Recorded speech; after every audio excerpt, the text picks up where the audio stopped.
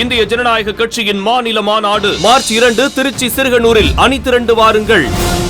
தமிழ்நாட்டின் குக்கிராமங்களில் நிகழ்ந்து வந்த ஆணவ கொலைகள் சென்னையிலும் நடப்பது அதிர்ச்சி அளிப்பதாக கூறியுள்ள விடுதலை சிறுத்தைகள் கட்சியின் தலைவர் திருமாவளவன் இதை தடுக்க தமிழக அரசு சிறப்பு சட்டம் இயற்ற வேண்டும் என வலியுறுத்தியுள்ளார்.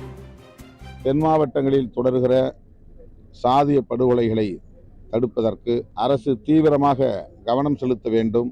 சென்னை அருகே பள்ளிக்கரணையில் மிக கொடூரமான முறையில் ஆணவ கொலை நடந்தேறி இருக்கிறது.